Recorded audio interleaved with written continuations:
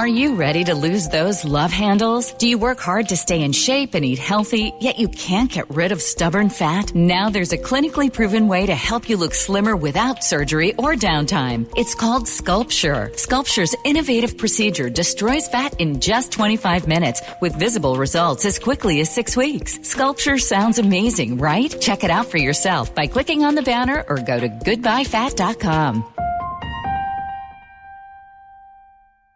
Blog Talk Radio.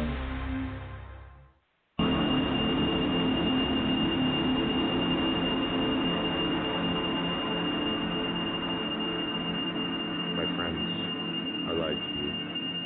I told you it was about you. I told you you would like me.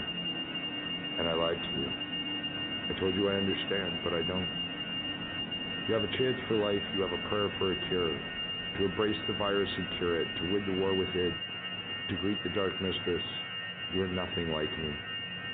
I lay on the floor, alone, cold, and still, like I always knew I would. But I watch you from the other side, and I sit here, forever waiting.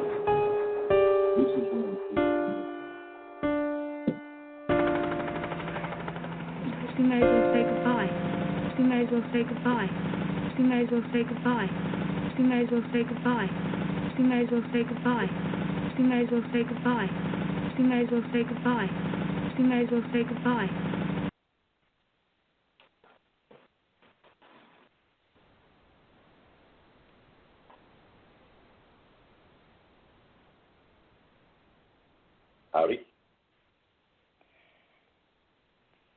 It's still playing, and I don't know why, but we're going to cut it off. This is Tuesday Night Off the Chain with Yvonne Mason, and that was supposed to be Dark Mystery, but all things radio being as they are, it's Forever Waiting by a wonderful, wonderful, wonderful Canadian band, Cyphier. Now, I have to tell you, when I first ran across these guys, I fell in love with their music, and normally this type of music is not what I listen to, but when you listen to their music, every song tells a story when you pay attention. But before we get into that, I want to introduce you to all you that have not heard these guys before and weren't here for the first show. And if you aren't here for the first show, shame on you. It's the band Cyphier, and they're out of Canada, and they're absolutely hysterical. They love coming on this show because we have so much fun. They are an industrial electro artist from London, Ontario. The band consists of Louis Cyphier, who's on vocals and electronics, and Jason Norwood, who's the synthesizers, say that fast 3 times, percussion, and vocals. Cyphier was formed in 2015 out of a desire to explore varied musical influences. The experimentation of early industrial bands like Cabaret, Voltaire, and Skinny Puppy, combined with a more modern electronic sound, now define the unique vision and sound of Cyphier. Prior to Cyphier, Louis was a well-known industrial DJ in North America. Norwood, aside from running his label Hope Mansion Recordings, has been recording various forms of electronic and alternative music for 25 years. So these boys have been around the block a time or two.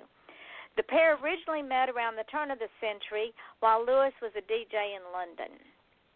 Cyphier's first album, Overthought, was recorded as a concept record with a heavy anti-suicide message and released in early fall of 2015.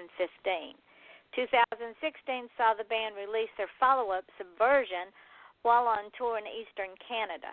The second album blends the experimental sound of Overthought while adding a more danceable touch.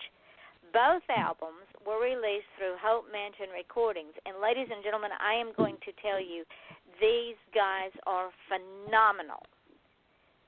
And tonight is a special 2-hour show because I love these guys. I love listening to their music. And they're just a lot of fun, I'm telling you. Let's just get started. Hi, guys. How are you? Doing okay. Functional. Well, it wasn't Dark Mistress, but it was Forever Waiting, and that's my second favorite. And the reason is because it sends a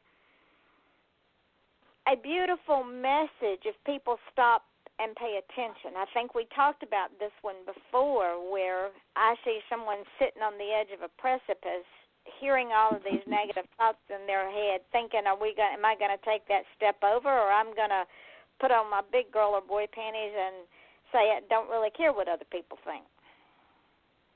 It's actually, after we were on your show last time, we got talking about that song with you, and we we incorporated it heavily into the live set right after that. So whatever we finished with for the last leg of our last set of shows, we'd let that end piece play out and just walk off the stage, and it had the impact we wanted. So that one we blame you for, though. Wow. I am honored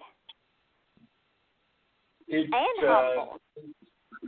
It was something we recorded thinking, hey, this is neat, and we found the samples online for the guy talking at the end and went, this would be a cool way to wrap up the album, but we hadn't thought about how do you wrap up the live show with it, and that really came across. And first time we did it, we were in, well, not the first time, but the one time it had the big impact, we were in Ripples, New Brunswick, and I had Matt filling in for Jay. And usually I'll disappear, and when I do, everybody looks around the bar to figure out where I'm coming from next, and everybody was looking around, and we just started packing up our stuff, and they're like, what, the show's over? So I enjoy doing stuff like that. That's a big part of what we do. So it's amazing. Go ahead. The song is so powerful, and if someone sits and really listens to the words and the struggle that don't know if it's you or Jason singing it or both of you, but the struggle that comes through the voices of the vocals, it can hit you like an arrow in the heart, because there are people out there that sit on the edge of that precipice, and those thoughts do run through their head, especially us as artists. Sometimes we have these same struggles. That whole record, when we recorded it, with the exception of the song The Loathing Rope, every song was recorded on my cell phone. I recite poetry into my cell phone and send it to Jay, and then later the next day I'd get a song back. And I'd say 99% of the songs you sent me back, it was, yeah, that's awesome. Let's go with that. And we didn't actually get into the same room writing that record. We hadn't seen each other in, 20 years? Yeah. When we were writing that record, we weren't even in the same room until we were at the point where we were trying to master it. So master it, and that was a bit of a trip to hear it, and to know that people are out there listening to it, and that the message that, like you said, there are people sitting in those places. The fact that we've had people come up to us and say, hey, that made me think about this or that. At the end of the day, that's what music can do. So, and I think that's exactly what we wanted to do with Overthought as a record. Well, the tone, like you say, the entire tone of Overthought, if people wrap their head around it, they would be remiss if they didn't do a lot of self-reflection. One of the places we love playing is a little bar in St. Stephen called People's Pub. And last time we played there, we had a girl come up to us literally in tears outside of the bar and just looked at us and said, wow, that got real heavy real fast. And wow. That's really what we wanted to do. And with that first album, that was exactly what the plan was let's deliver an album that's going to be heartfelt for people to listen to. And there's a couple of songs. I had gone through a bit of a rough separation, and my current girlfriend always tells me that a couple of the songs got written based on kind of that. And she tells me that I'm an industrial Taylor Swift all the time, but... And I think we talked about this the last time, that some of the best music that has ever been written, some of the best works that have ever been written, and some of the best art that's ever been done was at the lowest point of that person's life. Well, if you think of it, if you look at it, The Wall was written, Roger Waters started writing The Wall after an incident where they were performing live, and of course, they were touring the Dark Side of the Moon, and they were tired. They, kind of ended the tour, downs, and Roger Waters spit in a fan's face, and he kind of went home and was like, "What am I doing? Why am I doing this if I'm going to be that person?" And that caused an entire double album called The Wall. Building the wall between yourself and the people who are looking up to you, so to speak. And we've all hit that wall.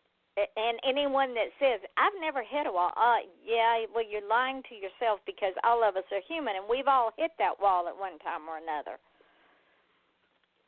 I think the key is, in especially the way the world is right now, I think that the key is when you run into a wall, you have to climb over it. Don't try to go through it, because, fist versus wall wins every time. Exactly. And I think that that's one of the things that has really impacted us lately is that whole concept of there's a lot of people out there who just don't know where the world's at, right? Mm-hmm. So if we can make a difference, make light of a situation, have a little bit of fun on it, we're down. I mean, Overthought was a heavy record. We recorded a record that was full of emotion and feeling. Subversion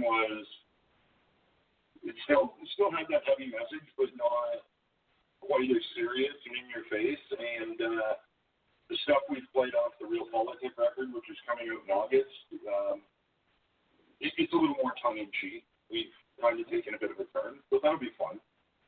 I can't wait to hear that. I can't wait to hear the new one because it's the records that y'all have done, the recordings that y'all have done is like a journey of your professional career. And if someone listens to the first album and then the second album, then the third album, and then the new one coming out, they're going to see a progression of not only growth but of the journey of learning to love your inner self. It's a big part of it. The other thing that I hope comes across in the record, and you know, one of the things that we recently signed a contract with Electronic Bat Records because Ryan that runs the place is just one of my idols. I love the guy. He's fantastic. And him and I were chatting one day about our goals, and he said, well, let's make music dangerous again. And I think that's what's missing. It hasn't been for years. I mean, I was really excited today. I saw Rage Against the Machine is going on tour again. You know, bands like Rage Against the Machine, NWA, you know, 9 Inch Nails, like, they had a message, they had a point, they threatened the status quo. And I think that's what needs to happen in music today. So that's kind of where we're going. We're trying, at least. Our records tend to take on a life of their own after we start recording them. That is very true. They take on a big life of their own. Yeah. Well, I joked with Mike recently that most bands, you know, will do 2 or 3, I guess you could say, normal records or accessible. They overusing the term accessible, and then they do their experimental record. We got our experimental record out of the way with Overthought, and we're normalizing now. So, I mean, as far as we get normal. But, well, but define normal, Jason. Precisely. I don't, you know, I would not qualify. Normal to me is going to the club and, you know. Hey, we're normal. The rest of the world's fucked. Normal is relative. We're normal in this room. There you go. What is normal to the spider is chaos to the fly. So that's how I define my life. What is normal to me might be chaos to someone else. Well, I think that any band that tells you that they're completely original and doesn't rip everybody else off and doesn't get their influences from anywhere is lying. And I think that, for me, normal is whatever sounds good to you. And we've always written our albums from the perspective of, this is a record I really wanted in my record collection. So since nobody else is going to write it, we'll write it. And it's worked well for us. I mean, I'm not out there doing market research going, hey, is this style of music going to go over? Is this song going to go over? I see enough of that with other bands. That's one of the things.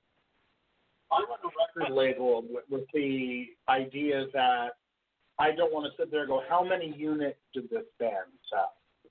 You know what I mean?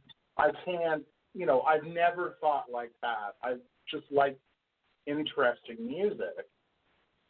And it's like, okay, well, I've got these skills so I can help this project do whatever it wants to do. And, you know, and Cypher is pretty much the same way. We're not looking for number one hit, although, you know, I wouldn't complain if something of ours actually touched the chart, but I don't see that happening. I do. I actually do. Yeah, because remember, we were talking before the show, ladies and gentlemen, this show, and I just told these guys, this show is heard in over 50 countries, and some of them, it just blows our minds. Like the Republic of the Congo listens to this show. Little bitty magic of the internet. There you are. Kenya, Saudi Arabia, Vietnam, the Russian Federation, the Ukraine. These are all people that listen to this show. So yeah, and y'all's shows with me, the first show that y'all did with me, like I said before the show, just on Blog Talk, the daily numbers are just going through the roof. And then on all the podcasts, I can't even keep up anymore. That's awesome. You guys are being It's always heard. nice to feel busy doing something you love. That's You true. know what I like about it? He puts these blogs up, and we don't have to be on the radio every night or do work, and people are still hearing our bullshit. Exactly. Because see, what I do is when I put the show up in archives, and when I set the show, and then when I do the podcast, your name is always in the taglines as well as bands. So if they pull up bands or Cypher, y'all are going to pop up all over the place. Our music. Awesome. No, and we appreciate that. The opportunity to give people is awesome. Guys, we're like at 12,684 listeners. Nice. Well, hi, guys. So all 12,000 of you. I'm sorry that you have to listen to us for the next 2 hours. We're very close to 15,000 listeners, and it's not even the middle of the year yet. We're at 5,400 listeners just on this show. Awesome. Just on Blog Talk.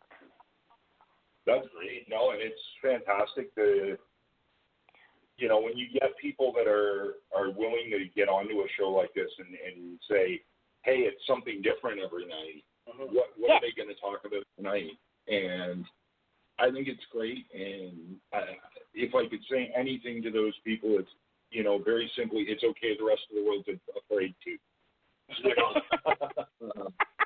We got it. Well, on that note, because we did promise our listeners if they would hear some music they hadn't heard before, I'm just going to start at the A's and work my way down. All Half Truths. I'm going to play it, and then we'll talk about it. Is that okay with you guys? Fantastic. I love this song. Love this song. Hold on.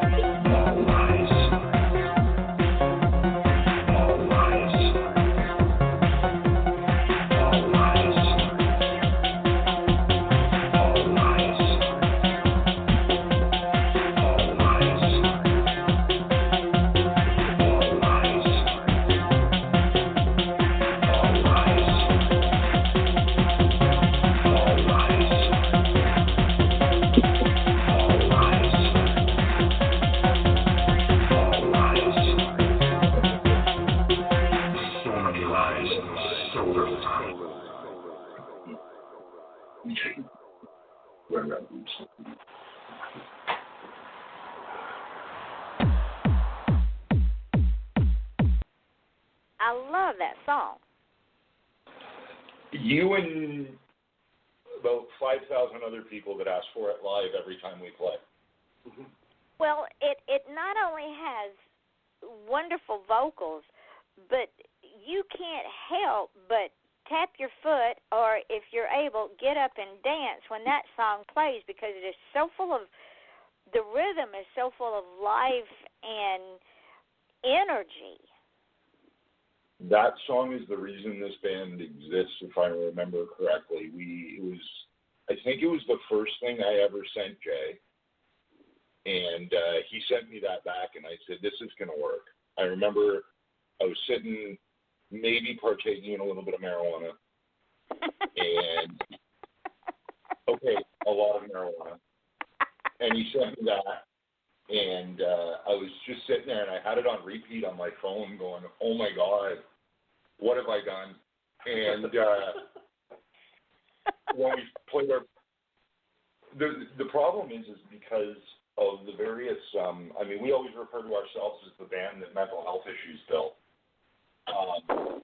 And one of the things is I have a hard time remembering stuff, and I hate teleprompters.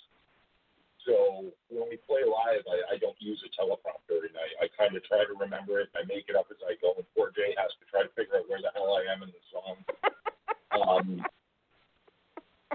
Counting bars, my friend, counting bars.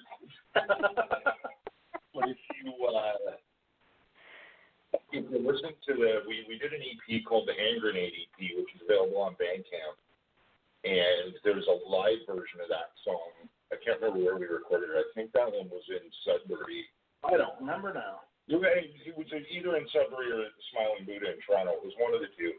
And the live version of that song is completely different from the version that's on the record. Wow. But it has stuck, and quite commonly we'll hear from bands and stuff going, oh, we were singing a live version of All Half Truths while we were driving to our next show. And so it may not take off like a huge amount with sales-wise, but it's definitely one of the songs that other bands always tell us, oh, this is the quintessential Cypher song. This is the song that made you guys. And all the variations that go with it, small fries, large pies.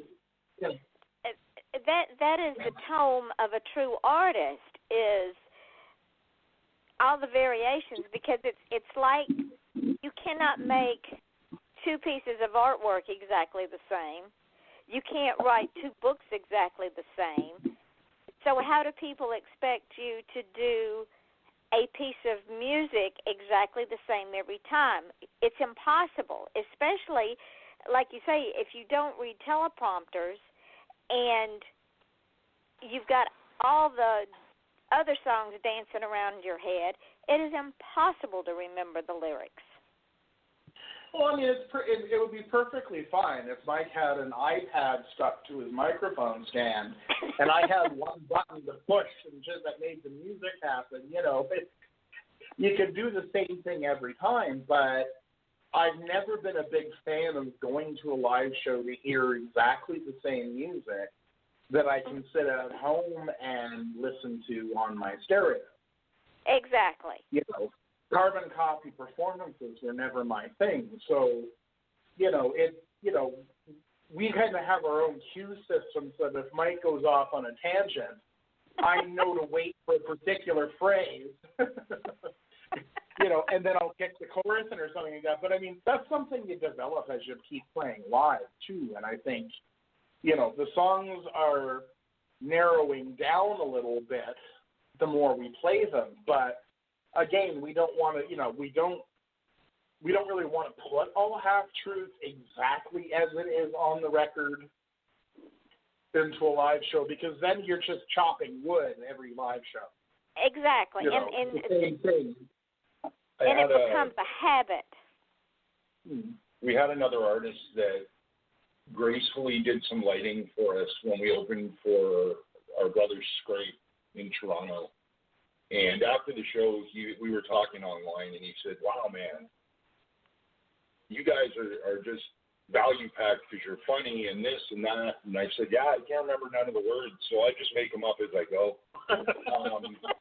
which got a good chuckle, but it's true. It's and what was funny about that particular show, and I want to thank all 80 people for being crammed in this tiny little room. We were playing in a front room of a club that was the size of most people's living room. With 80 people crammed in there. And what we do is we call that an intimate show. Yeah, real intimate. Most people call it intimate. I call it an exercise in personal errors. Asperger's syndrome, and that's a whole lot of people in front of me.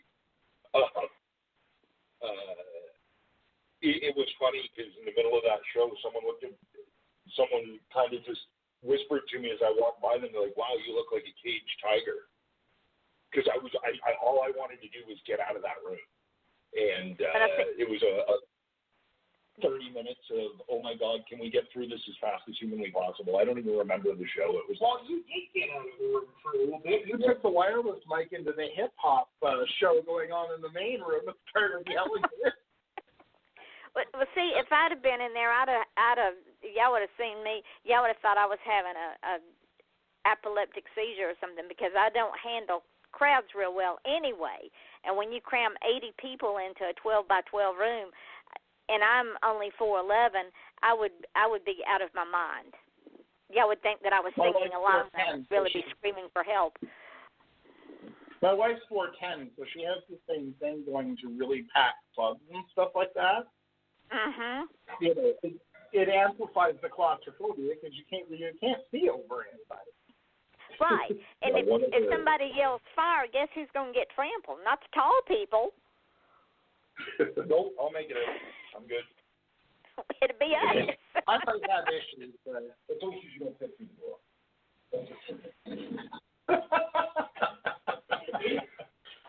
The most commonly asked question after any Cypher show is people walk up to Jay and go, "Why do you put up with his shit?" and Jay, why do you put up with his shit? Why do I put up with his shit? Well, I'm a pretty laid back person usually, so to me it's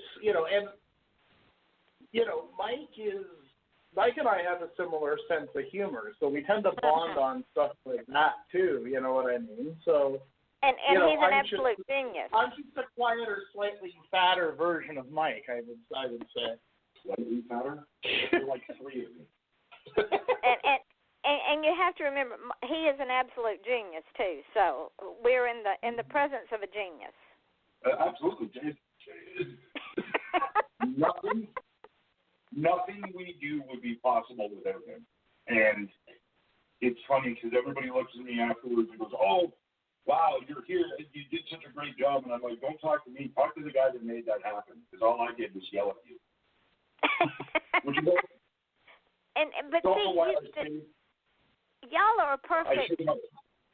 You're a perfect mix with each other because you both bring out the other one's strengths, and then when you combine those two strengths, it's a phenomenon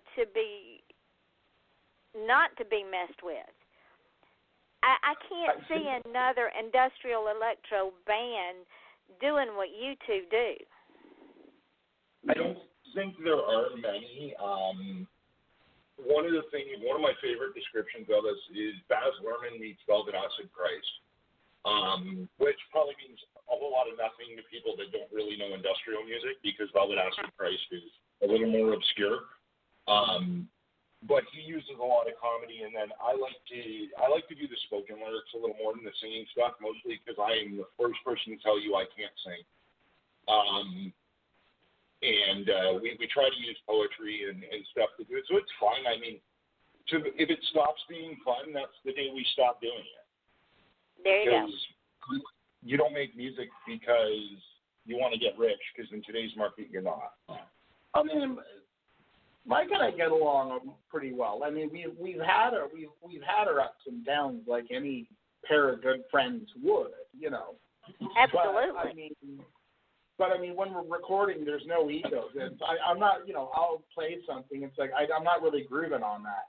I don't take offense, because it just, it's like, okay, because Mike will have an idea to replace it. You know, so it's never non-constructive criticism like, well, that just sucks. You know, why don't you give this a try? Because I'm not really grooving on this. But we don't get offended. This is how you make music. And it's give and take on both parts. What he's got in his head might not be what's coming out with your instruments, but you know he's got something up there, and you try to work it in so that it meshes. Well, a perfect example of that is the song that when we talk all the time, you say is your favorite, the song Dark Mistress. When I sent Jay the original lyrics to that song, and I still have the voice recording somewhere, and eventually maybe we'll do an alternate version with what it was supposed to be. Yeah, I still have that recording. And but Jay sent me back a mix of it, and I absolutely 150% hated every second of it. And I messaged him and I said, I hate this song. And he's like, okay, what do you think? And I said, I don't know. And then he told me, hey, look, I'm going down this road with it. And I'm like, wow, let's do this. And I completely rewrote everything I had written for that song because it just, unfortunately in industrial music, and I say unfortunately because I think it's part of that statement of making music dangerous again. Somewhere along the way, industrial music became synonymous with deviant sex and almost a decidedly sexist attitude, which bothers me to a degree. And the original words to Dark Mistress were kind of in that vein to try to conform to the industrial sound.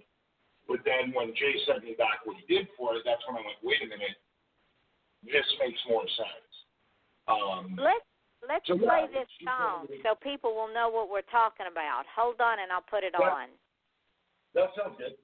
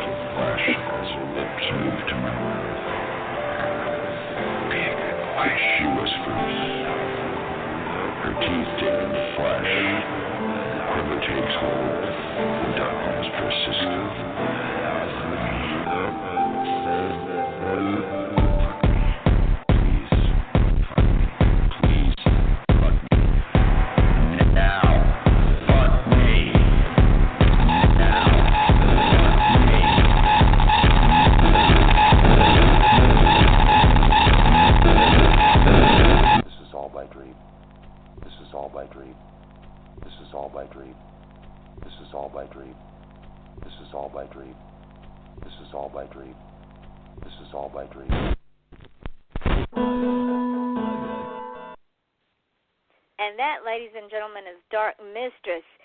That, I see that song like a movie in my head. And I know we talked about this the last time, but when we got off the show the last time, that song stayed in my head all night long.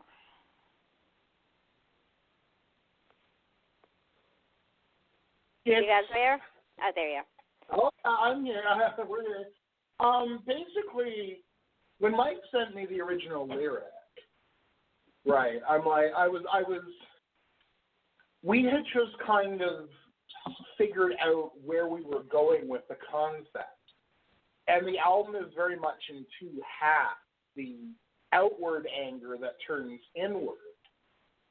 So when I sent him what I had done, when I was working with it, I'm like, okay, how do I, what do I, I kept rereading the lyrics, and, I just kind of went, this is a dream. And that's where, and if in the context of the album, it's kind of where it breaks down and the pieces get put back together in the last half. But, in the context of the album, it almost stops.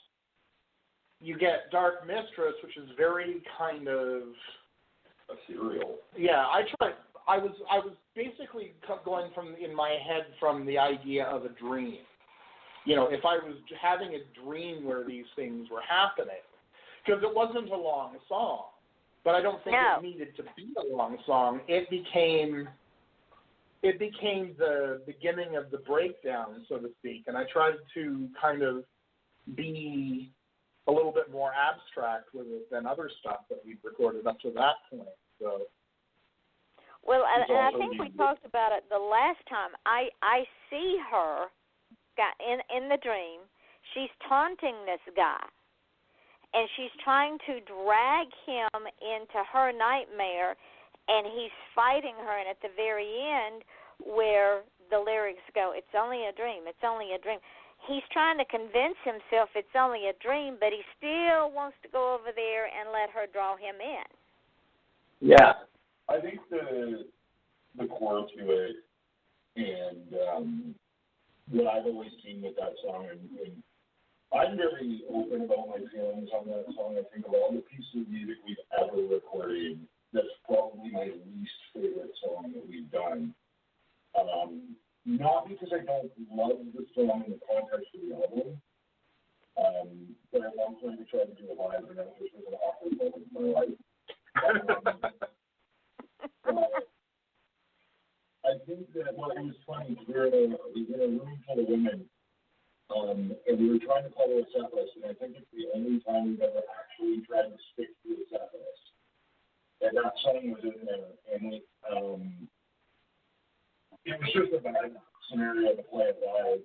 And but to me, that's the moment in the Man in the Ring story where it's over, because he can't tell reality from fantasy anymore. Mm-hmm. And I think what's great about that record is that every person hears something different. I mean, I heard everything from, this record's about hope to it's a very down black record. I've had people say, I sat and listened to it, and it didn't help, it actually hurt. And that kind of hit me. But that song particularly, a lot of people that hear it say the same thing you do, that it means so much to different people. And that's what makes music great. And also, the meaning can change with the person's station in life. A lot of our songs change with what's going on in the world. A really good quality example of that is the song Silence on Overthought, which is about the effects that politics can have on people's lives. And recently, obviously, politics has become very, very, very forefront in a lot of people's minds. And Silence Live has completely changed from the original lyric set. And it gets the same reaction that it did with the original lyric set. So I think that whole record, we've talked and tossed around the idea of eventually someday re-recording that record. Maybe adding to it, but communicate sort of the message in it because I think that it is important to kids that when they do listen to something like that, they understand that this is not a how-to, it's a please don't. Exactly. Well, since you brought up silence, let's play it. Because this is one this is one they haven't heard yet. So hold on, we'll play silence.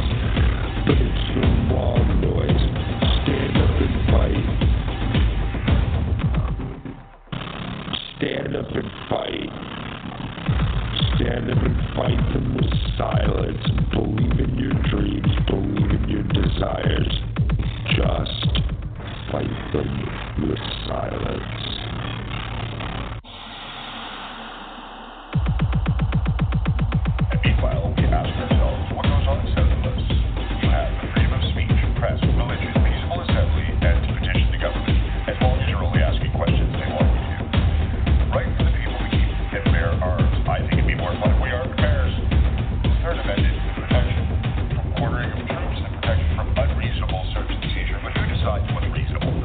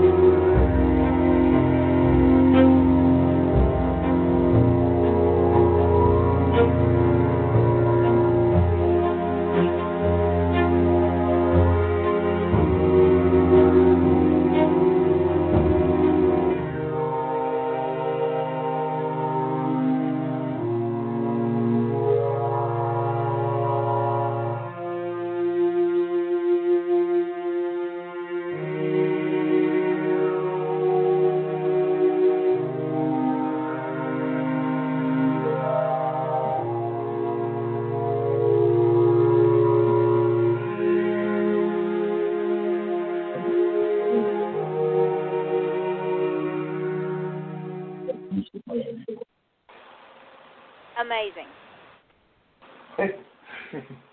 That was a fun one. That was about 4 o'clock in the morning again after way too much marijuana. Well, the thing is, the vocals go through the whole litany of everything, you know, the right to this, the right to that, da-da-da-da-da. Then you get to the end, and it's a foghorn, and I'm seeing this visual that this person has been ranting and raving and carrying on, and all of a sudden it goes to a water scene, maybe one of the lakes, and there's a foghorn and there's a fog rolling in. And then it's almost like a funeral dirge with the violins and all the instruments. And you almost want to be reverent because it's the silence. It's kind of funny because I got to tell you something that just happened here while we were sitting here. When we wrote that album, Jay put a lot of fillers in between the songs, just kind of hold it up a bit. And that piece there, the foghorn piece, he literally looked at me halfway through you playing and went, I don't even remember writing that. Well, it's one of the things, one of the production values that I use for my own music that I kind of carried into Overthought was the idea of segues. Because when I listen to an album, I want it to be an experience that goes through multiple songs. So I try to tie them together with sound rather than, okay, fade out, fade, next song, fade out, next song. So to tie it in the meaning of the song, though, when you think about it that way, yeah, it really does fit. Yeah. I think that the analogy of a frog rolling in really does. It reminds me of being in a symphony hall, and you're sitting on the front row, and you're listening to this intense piece of music, of classical music, and it builds and it builds and it builds and it builds, and it gets to a crescendo, and then all of a sudden the conductor does the Pimissio hand signal, and it just goes almost to where you can't hear anything. And you find your heart beating in your chest and the blood rushing to your head, and you found that you've held your breath the entire time. That's what I find with this song. Well, I'm hip with that. That's a really cool, it's a neat analogy, especially when you use classical music, because if you think back over the years, what we do now is what classical music was when it first started getting written. Absolutely. I mean, it was all experimental. Nobody knew what they were doing. And, there's specific tunings now that are iconic because this artist used them 200 years ago, which makes it cool. I mean, I think that if anything, with your analogy, that song's a big foreshadowing on where we are now, and that was absolutely accidental. We didn't have no idea what was coming in the future. I really struggled over the last little while about that song because there was a line in it, fight them with silence, and I think that the world is where we are because everybody didn't talk. And now I think, when I think about that song and writing it, I remember having a phone conversation with Jay saying, I hate that song now. I feel like I've irresponsibly put in a piece of music. Again, it means different things to different people. Right? So, see where it's on? And goes back to that concept, because I know that when I am going into a depressive mode, my first thing is to get angry outward. The world's going to hell in a handbasket. What's going on? What are people thinking? And there's always that moment where you just go, I don't know. Silence is almost a barrage of that feeling for me. So when it cuts into that segue, You know what I mean? That, to me, you know, listening to it now, it was kind of goes, yeah, that's how I would feel. There's just that point where, you know, you're going, I'm exploding at everything else. And there's that moment where I just stop and I'm like, yeah. You know, and that's when you go into the second part of the album, which very much goes internal. Like with Dark Mistress, there's a dream, which is the most internal thing anybody can possibly experience. And then on we go with the rolling internal emotion. So I think that's the fun part about silence. And the as I was listening to it, because I am a writer, things are visual to me. Music is visual to me. I know, ladies and gentlemen, that sounds crazy, but it's music is. I see things when I hear music, and I'm seeing this person who, like you say, is so frustrated and so wound up, whether it's with a relationship gone south or they think the world's going to hell in a breadbasket, and they're frustrated because there's nothing they can do about it. Just nothing, and that the anger is there, and we're supposed to have all these rights, and we don't, and Big Brother's watching us, and we have eminent domain, and we can't get ahead, and then all of a sudden it's like, so what? It doesn't matter anyway. It just breaks. There's always that break feeling. Pretty soon there will be silence for all of us, because none of us will be here. Well, I think at the end of the day,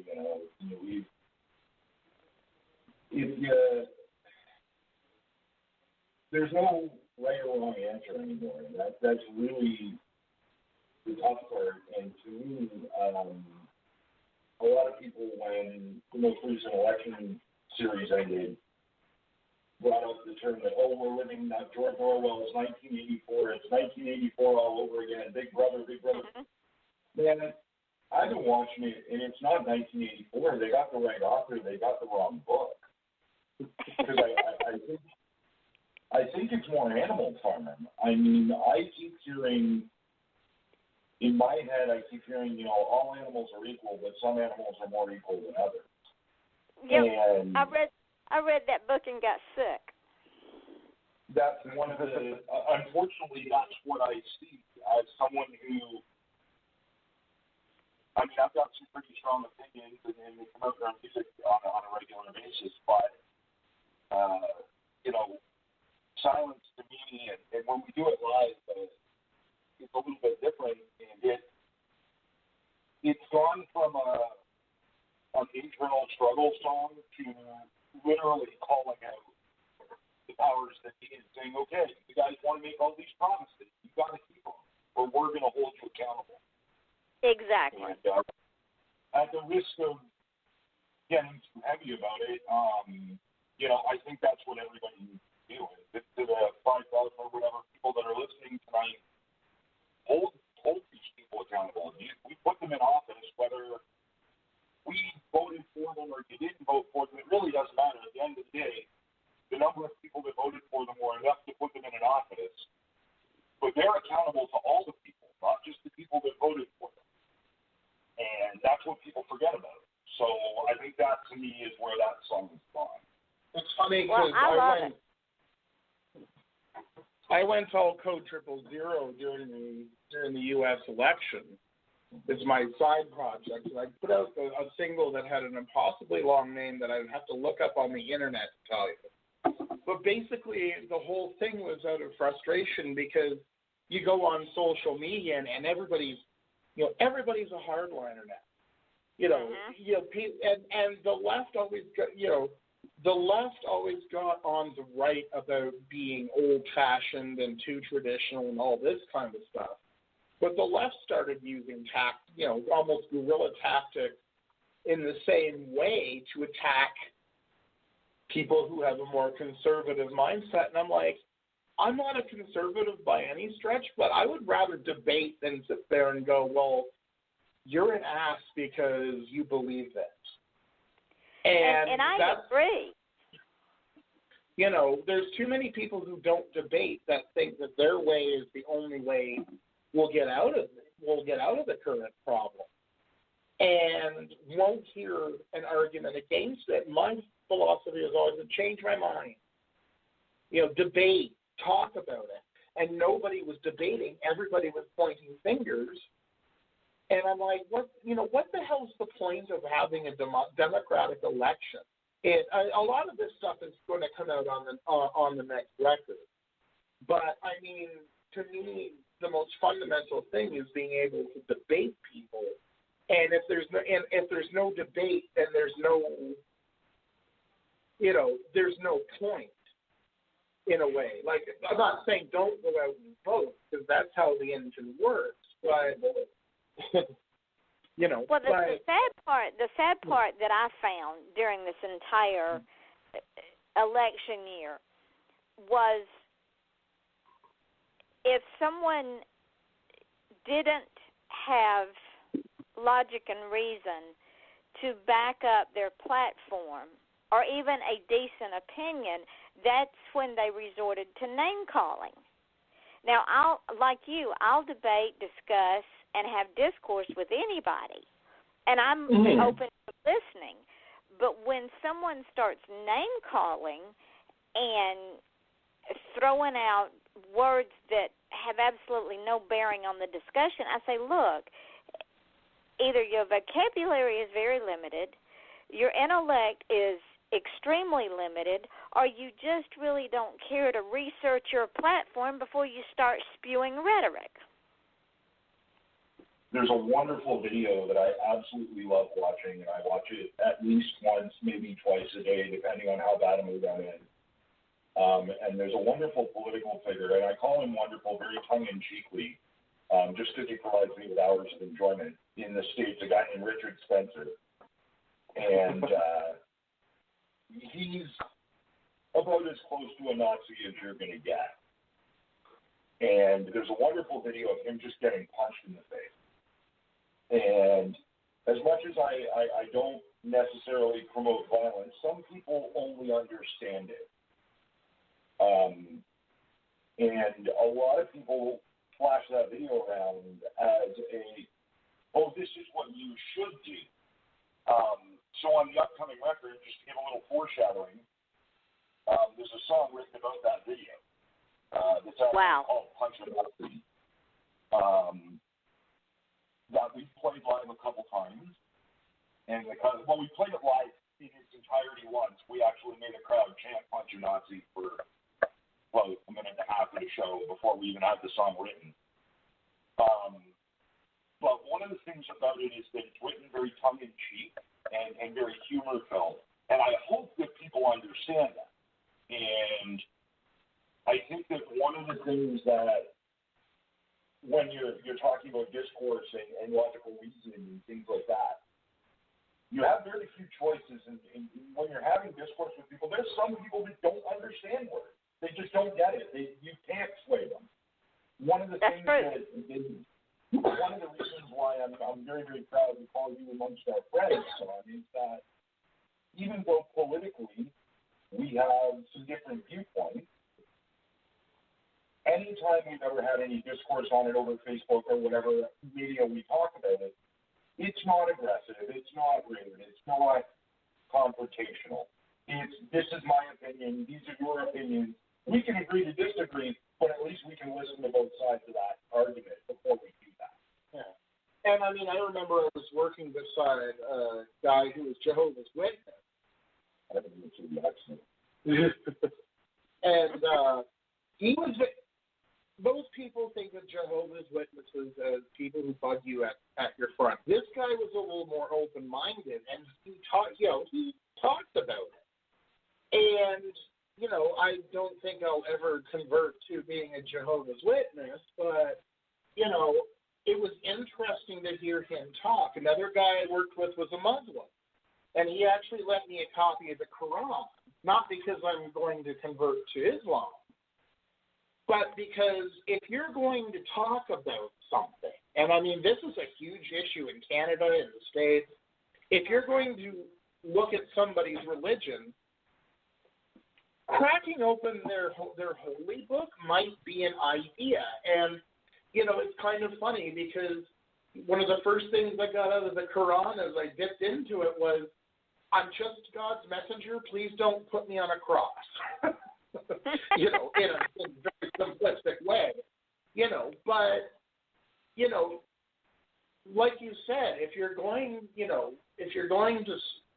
talk about something, give yourself a grounding in it at the very least. And I found, I mean, I didn't really dive heavily into the Quran, but what I got out of it was it's a peaceful religion. It may be kind of backwards to Western thinking, but, you know, there's really no place where it says we have to bomb an entire nation off the face of the earth. And so many people don't want to look at that.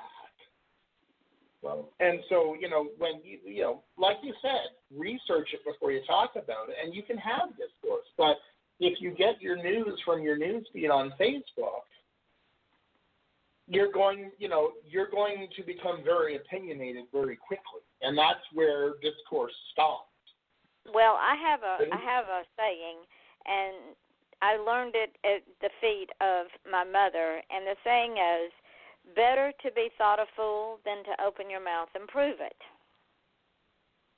I love that. See, I always learned from my mother, if you can't say anything nice, don't let that stop you. No, it's because if one is going to, one would not go to, let's say, you wouldn't sit down to write a piece of music without being at least a little prepared. You have an idea of what you want to do and how you want to do it.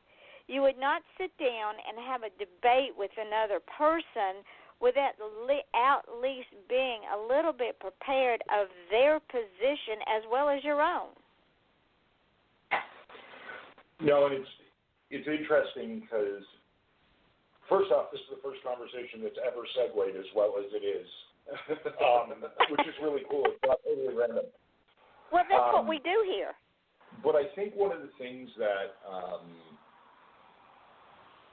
with our second album, Subversion, one of the things that when we start to write an album, we have a process before we ever write anything, and that's hours and hours of conversation on the phone about the world. And one of the main themes that went through Subversion was the absolute ridiculous way that people treat each other on social media. And there was a morning, we had written a song or a piece of music, and we had entitled it God Thing. We had no idea what we were going to do with it, but it had kind of an ethereal quality at the start, so we called it God Thing. And it's kind of a working title that became the title. We were sitting there one day, and I don't know where it came from, but it suddenly popped in my head. I was laying in bed, and this line, I don't give a fuck about this God thing. And everybody immediately, there's two things about this song that are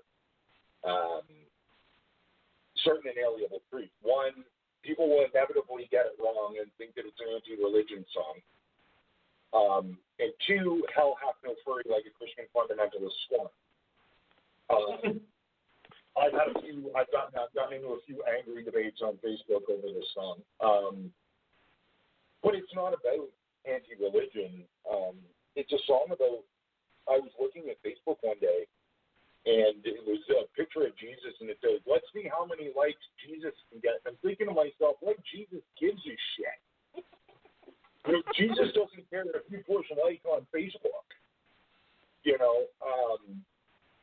But it's all about the fact that we've replaced those values from whatever religion, and that's probably the furthest thing from a religious person on the planet, but we've replaced the values from whatever religion we want with social media, and more people log into Facebook than go to church on Sunday. And really, honestly, even though I could care less if I ever set foot in a church, and I'm pretty sure the church is happy that I'm not setting it on fire by stepping into it,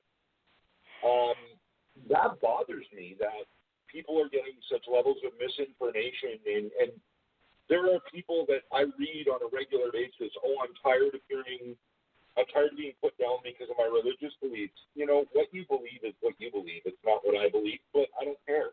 That's not my business. So, but conversely, if you're going to put it out there on social media, you have to be ready for the backlash that comes with it.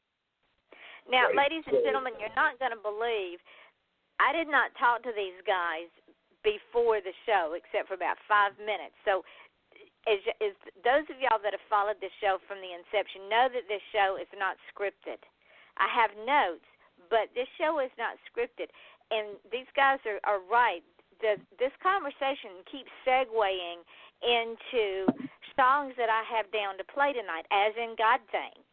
So I'm going to throw that on and I'm telling you, y'all are in my head. Hold on, guys. We'll play it. Okay. God so loved the world that he gave his only begotten Son, for whosoever believeth in him shall not perish but have everlasting life.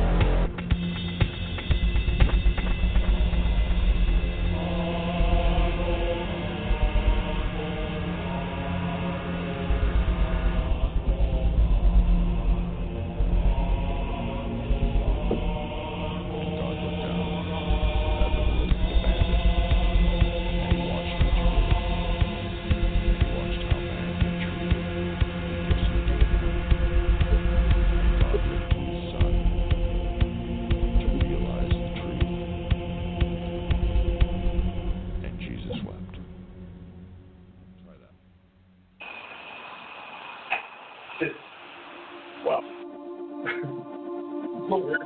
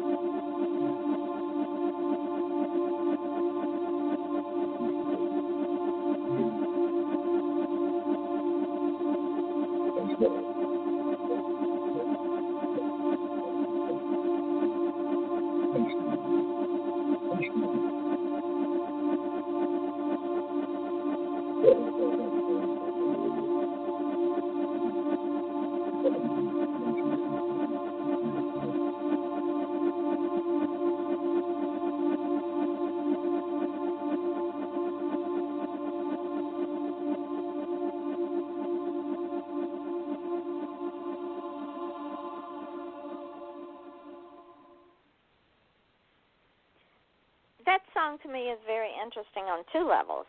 One, I see the inner struggle of man with acceptance, and the other, some of the worst wars in history and some of the worst atrocities committed against mankind in history within the name of religion. Well, the lyrics of that one, Mike and I collaborated on, and the one phrase that hit me as I was working on it was "God made out of wires." It's the idea that as the world changes, the definition of God is changing. And that was one of the whole idea of, the whole idea of Christianity being reduced to clicks on a website, really hit home. That's where I wrote God made out of wires, because you have this omnipotent being, right? And, it gets lost, and it gets progressively lost and reduced in meaning. And, I think that I'm not generally a religious person either, but, I sit there and I think, there is a history to it, there is a rhyme and a reason for it. And to reduce it to, scrolling through my Facebook feed and going, what is this? Type amen, or you're a sinner kind of a thing. I'm like, the redux. That's the you either type amen, or if you scroll down or anything like that, you are automatically a heathen or a sinner or something like that. And I was just kind of like, okay. I scroll on past it. I think what was fun with that song too was God Thing was one of the first pieces of music we wrote for that album. But it was one of the last lyric sets we put in. And as we were doing that album, as that album was becoming angrier and angrier and angrier, that song really stood out to me, and it's one of my favorite pieces of music to do live, because I think that sometimes people don't understand that everything we're going through now, at one level or another, has been gone through at another time in history. And that song really is hey, you've forgotten history completely when it comes to religion, and you've turned religion into a computer. And I think there was a movie with Schwarzenegger about that, but I'm not sure. Ought to be done. It's also one of the funnier songs, because it was the first time that our friends in Pandemic Catastrophe were coming to London to do a show. And I was upstairs in my apartment waiting for them to get there, and they said, oh, we're here. I said, okay, I'll meet you at the corner. So I came down, and as they were driving by us, I could hear them yelling in their van, I don't give a fuck about this God thing. And it was the first time time I'd ever had that experience where another artist who I respected was singing our music driving down the road, and it was like, wow. Maybe there's something real here. Yeah. It's also the reason I made a comment to someone the other day that said the new record is going to be a lot angrier. It's got a different sound. And they said, is that even possible? And my response to that was, here, hold my beer. Because I think we're influenced, and any musician is influenced by the people that they play with. And we've been very, very, very fortunate over the last year to play with some absolutely amazing artists. Those listening, there's so many of them. When I got into the show, I just not want to go along. The Monteith brothers out of New Brunswick, Anthony Catastrophe, Scrape. I mean, the idea and the surrealism of someone like Eric Scrape, who we've been listening to for 23 years, asking us to play his CD release party and sharing and being on the same record label with him, that's a big shot in the arm. I mean, I know Jay's a big Bull by 1,000 fan. Being on a record label with that Slut Mother, all those guys are great. Diager, everybody has had some sort of influence on our style. The irony of it is that a lot of the new record sound, and again, I don't have any new stuff yet for you to play for people, but I promise when we release it, we will come back and stay tuned. Well, I hope so, because y'all have become a staple of this show. You do realize that, right? We love that. Some of the influence on this record actually came out of a conversation I had with a guy named Board, who sings for the band TTX, another great industrial band if you want to listen to some industrial music. Well, not really industrial, whatever Board calls himself this week, but it's awesome, whatever it is. It's one of the best Michael Jackson covers I've ever heard. But he brought up a point to me about the kind of music we make. So we've kind of almost trying to take old school pop rock and making it electronic. So we're hoping people heard on it. But I think that all those bands and all those people come together, and it's just created a ride that for the last few years that I don't want it back. And what's really scary is this month coming up, we've just got off a 3-month long break. We played 2 shows. Yeah. Starting tomorrow night here in London, if you're in London, call the office. We're going to do an artist showcase there in there, but we're kind of test driving some new stuff. Some new concepts to our show, but we're playing with some great bands from all over the place, and culminating on May 2nd, I think, is one of my big influences is a band called Cabaret. They influenced actually the song Half-Truths was as close to a blatant rip-off as you can, without actually ripping someone off.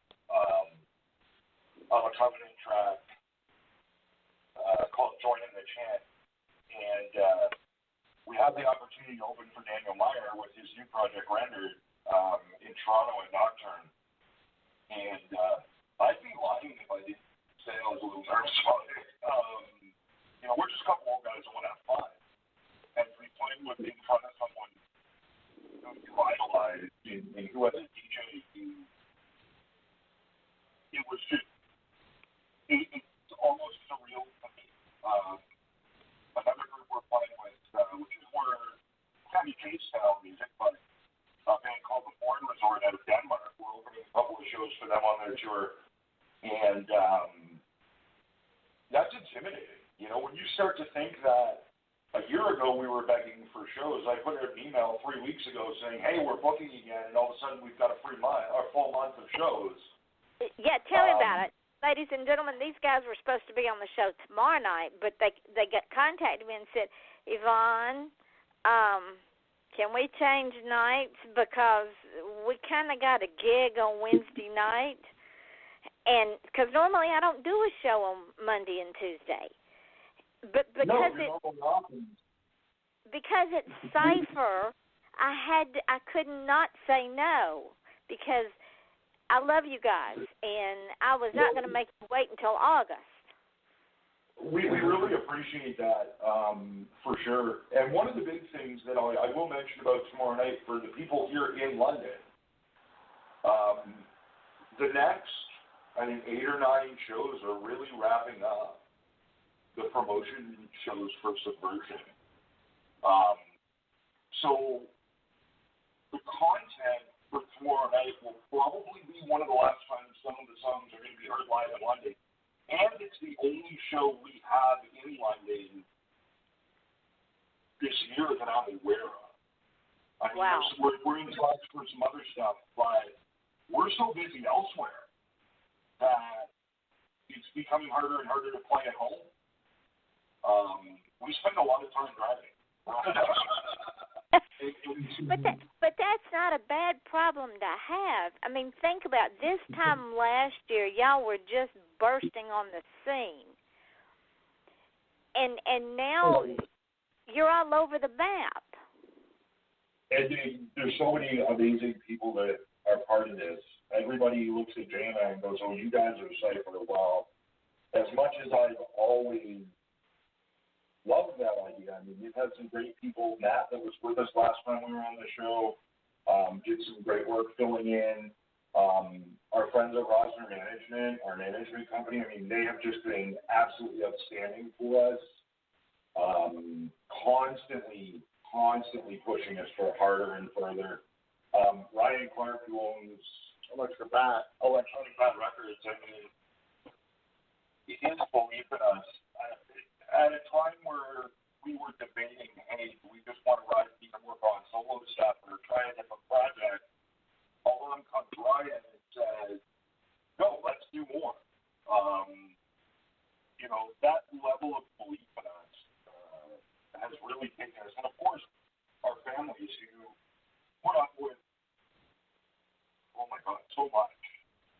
Us not being home, or having to go drive to Sudbury on a Thursday night to play a show, and try to turn around and drive home on Thursday night, 6 hours.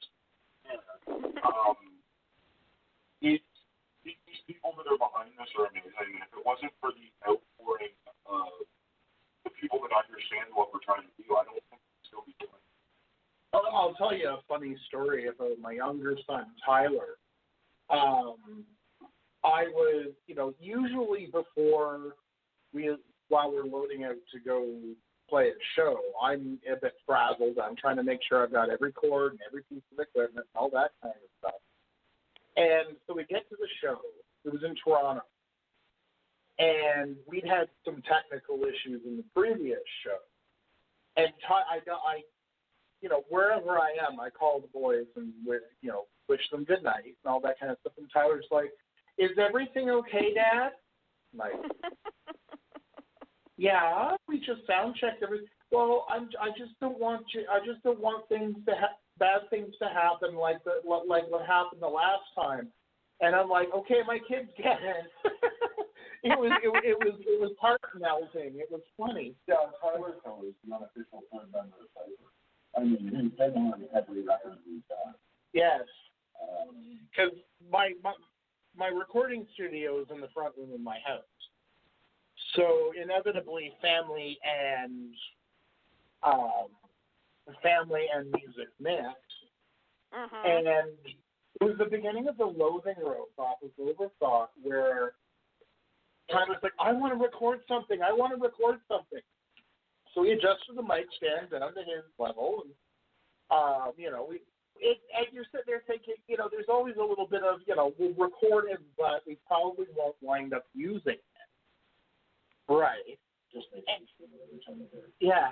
And he comes up with this really super dark help me. That little voice that you hear in the in that intro ambient thing to the Loathing Road is actually my son going, help me, in the creepiest voice possible. And Mike and I, he's doing this. And Mike and I are just staring at each other, mouths open, going, oh my God, I think he just made the open. I think that. That is too funny. You have a future star on your hands, my friend.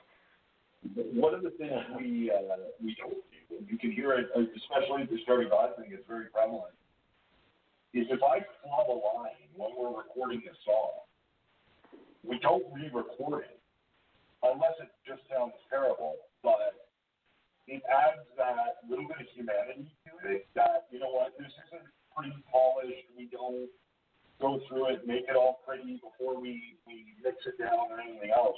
This is what we do. A lot of our songs are recorded in one take. Right. I'll fix gross mistakes, but, you know, sometimes mistakes work. There's such things as happen. We've had a couple of them where something's gone totally wrong, and probably the most notable one was we were in Sudbury, and it was a messed up night. The computer was not cooperating with us. We'd get 3/4 of the way through the song, and the computer would go, "Nope, you're not playing the rest of it," or whatever. And so I was trying to introduce the song, and it wouldn't work. So Jay looks at me and goes, "It's not working." And I'm like, in the way that we do things, I'm just like, fine, throw whatever you want on. So I'm talking to the crowd, and this beat comes on. Well, it was very similar to another song that we were planning on covering later in the night, which is an old Front 242 song. And I just started singing the Front 242 song, and Jay looked at me and went, "Wrong song." And it worked so well, I think we've done it in every show since. Yeah. But that's, you know, that's the way we operate, and that's it's one of the things that I think is the most fun about this whole project is, like, we don't know what's going to happen. We write set lists. They're usually entitled, "Do we even read these things?"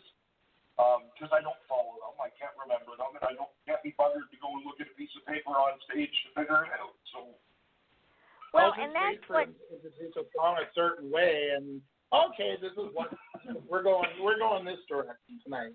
Well, and that's what makes your music so honest, so raw, so real, and so unique is that spontaneity and that ability that both of you have to read each other.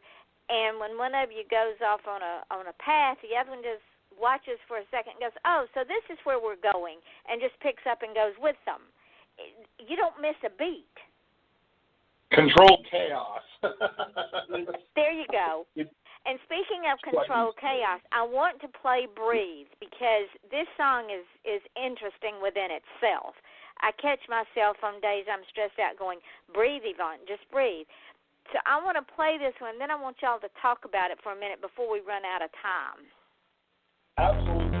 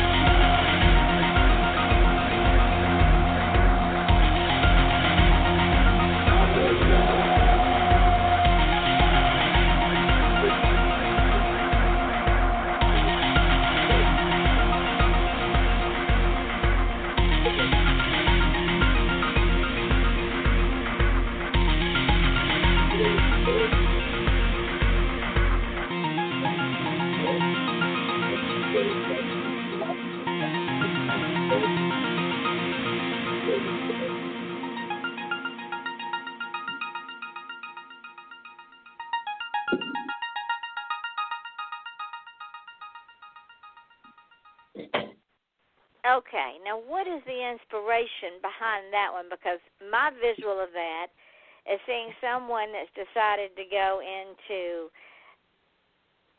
cardiac arrest, and you got an EMT over them doing CPR, screaming, breathe. It's actually... It sort of came together in two halves. Jay had a cold. Well, the first came the music, and that intro.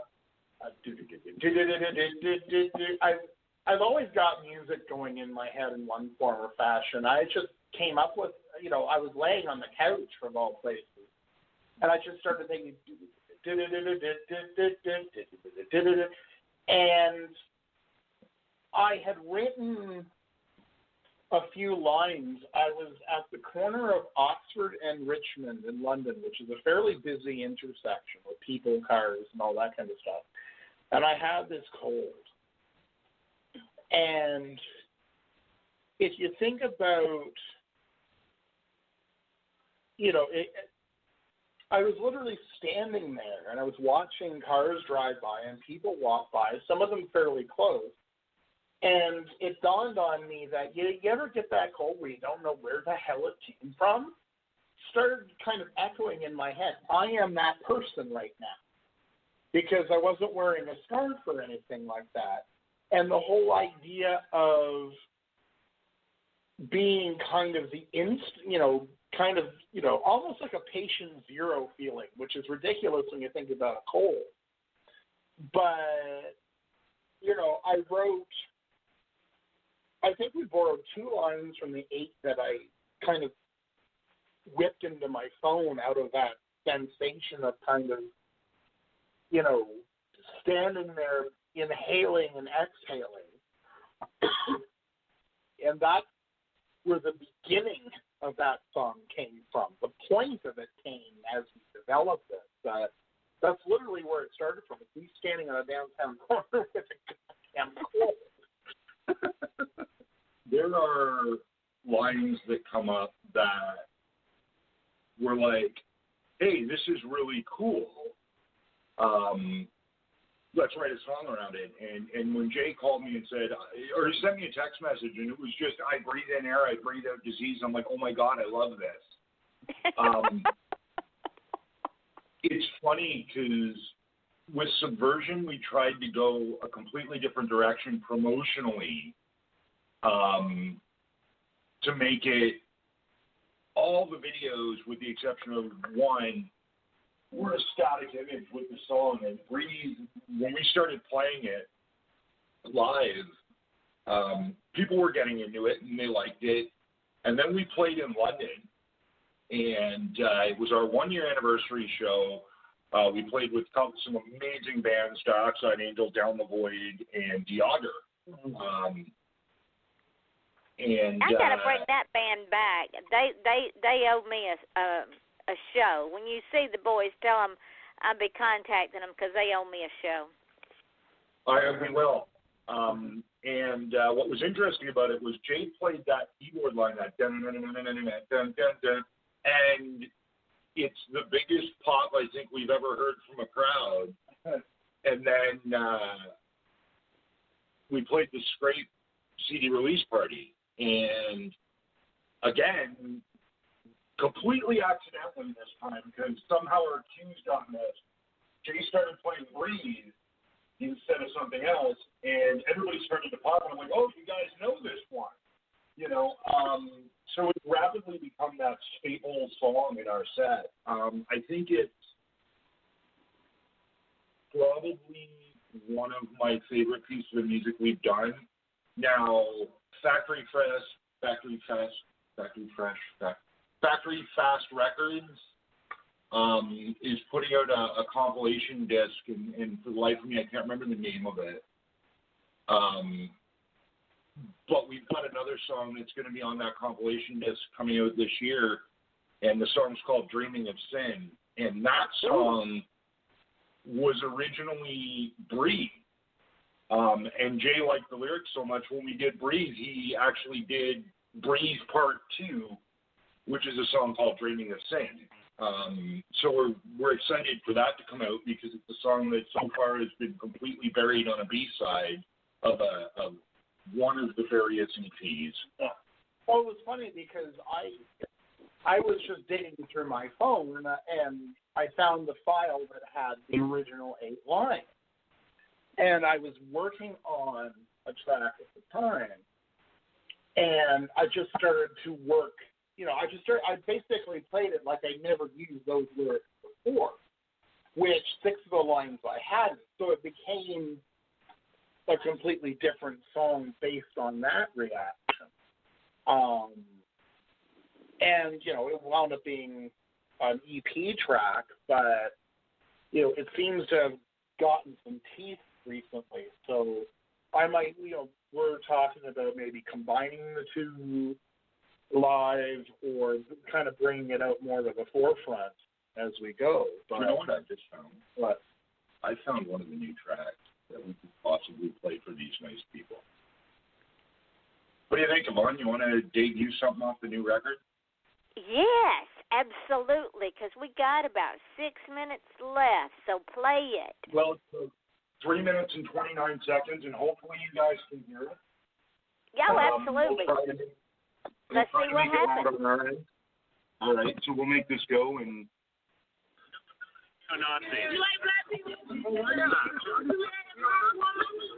Neo-Nazis don't love me. They kind of hate me, actually. KKK, neo-Nazis. Those people don't like me. Are you like a hipster version of the neo-Nazi movement?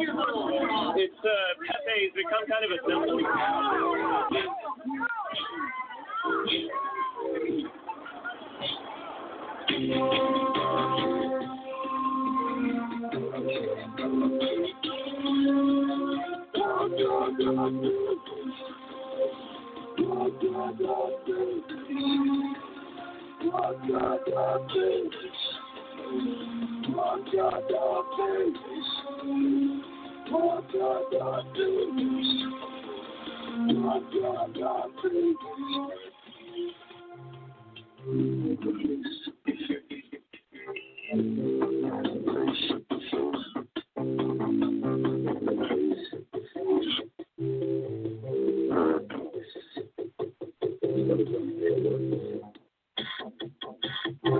Your ass what you're doing, why you're doing everything you do.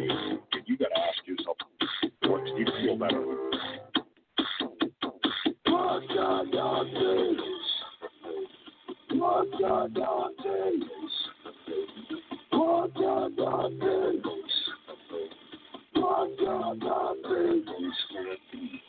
Every trip to the doctor's office and everything's going to shit. You think your life's perfect, but all of a sudden he's realizing that you're sick. If he's giving you 12 months to live, how do you make your son feel better?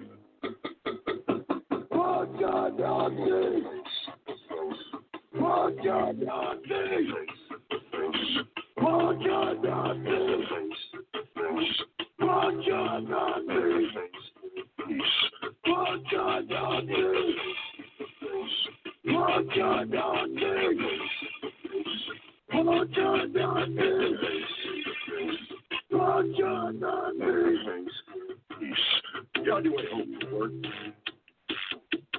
You're driving up there.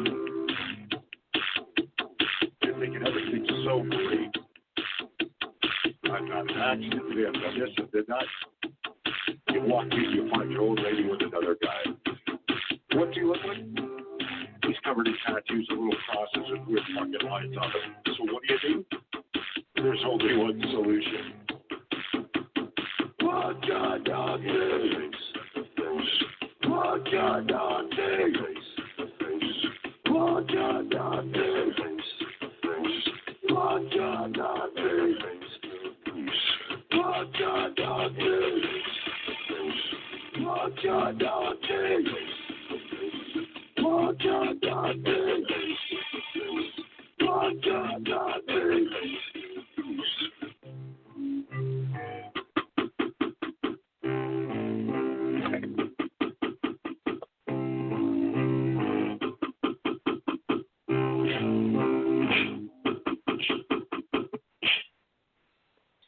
you go.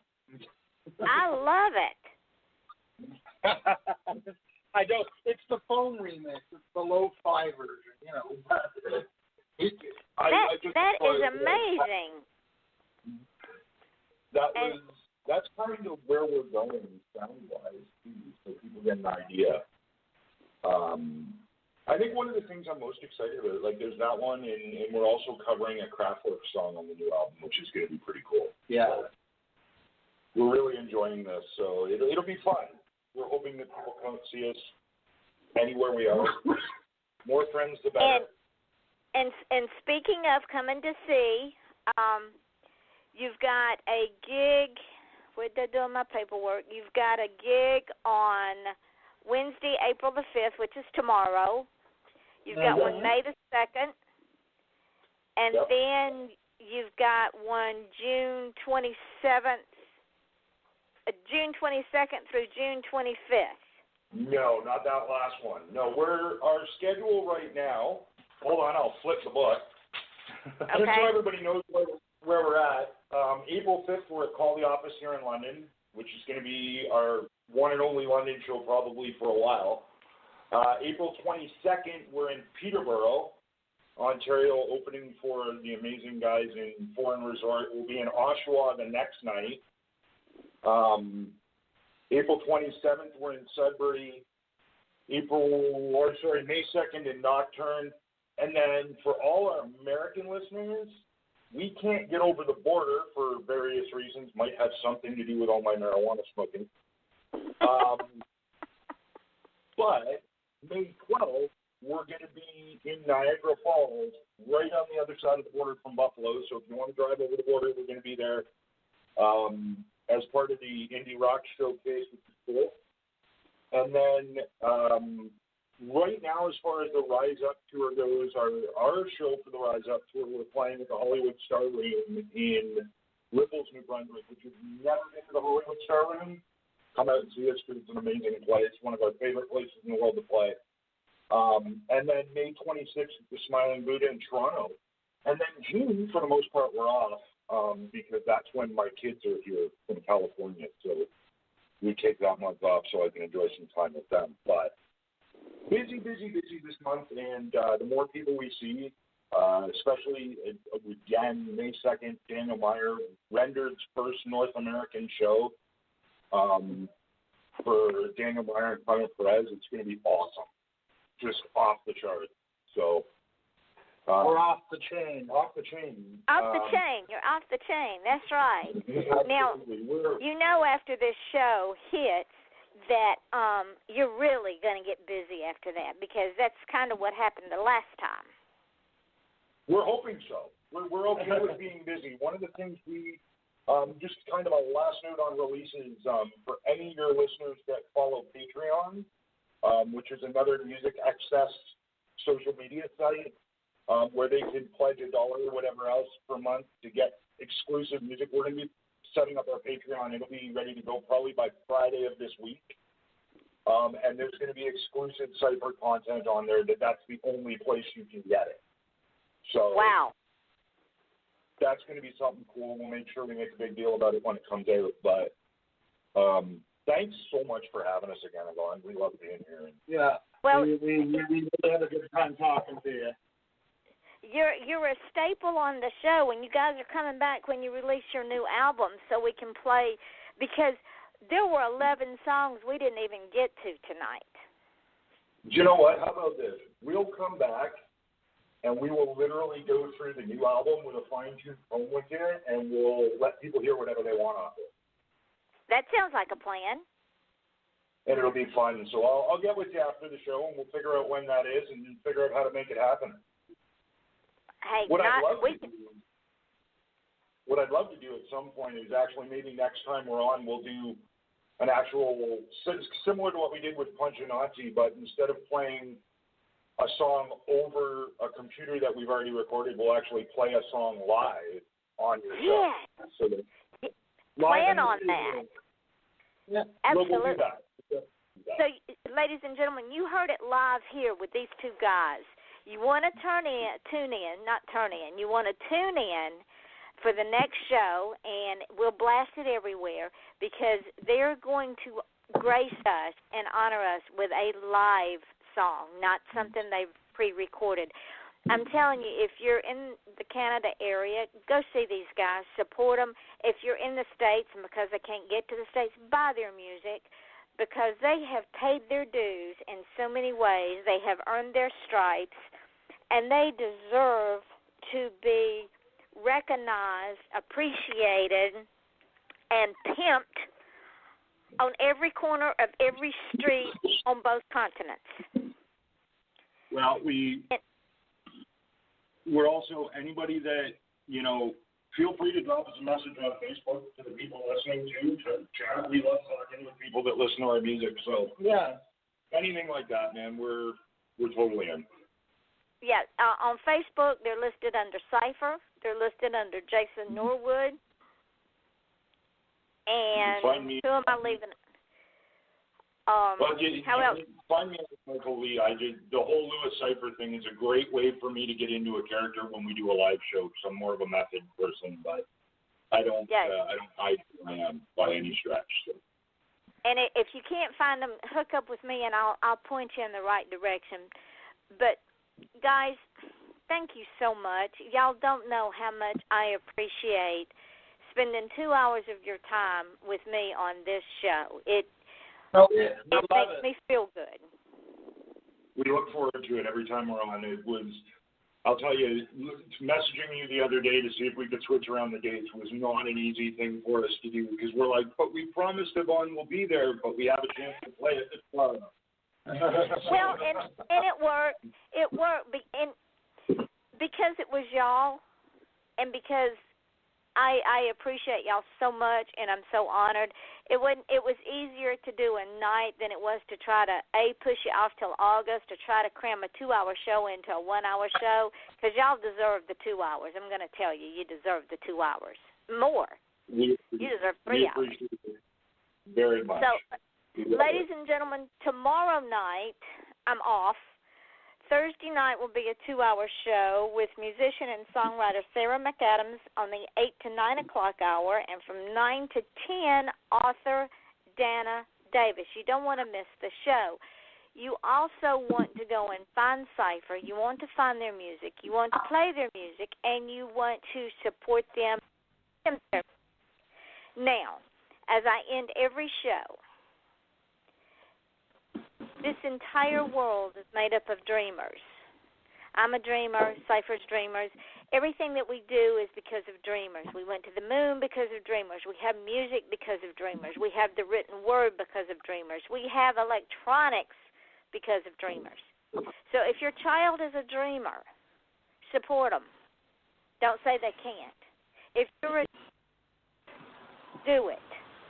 Because if you want to achieve greatness, you have to stop asking permission. Isn't that right, guys? I love that line. Yes. Feel free to steal it. I'll send it to you. So tomorrow night, ladies and gentlemen, we will be off. On Thursday night, it will be a 2-hour show with Sarah McAdams at 8 o'clock, Dana Davis at 9 o'clock. Tell your friends and relatives, your enemies, your loved ones about this show. And if you want to be on the show, contact me on offthechainradio@yahoo.com or hook up with me on Facebook. And until next time, if you can dream it, you can do it. We will see y'all on Thursday night at 8 o'clock Eastern Standard Time. Thanks, Yvonne. You're welcome. We love you. We love you so much. And what I'll do, guys, once this show goes up into archives, I'll post it on the Facebook page and tag y'all in it.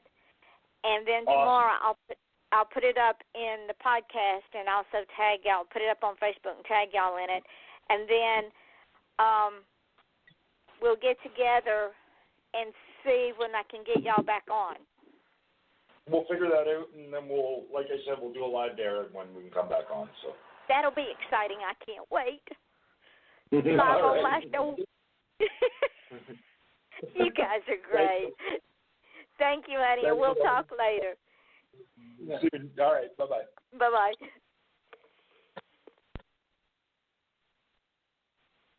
Okay, keep your eyes closed. Okay. I want to show you my first ever painting. All right. Okay. Open your eyes. Oh, that's a lot of colors and shapes. So be honest. What do you think? Well, I like how if you switch to Geico, you could save hundreds of dollars on car insurance. Oh, yeah, that's true. Yeah. Here, why don't I hold your paintbrush while you call them?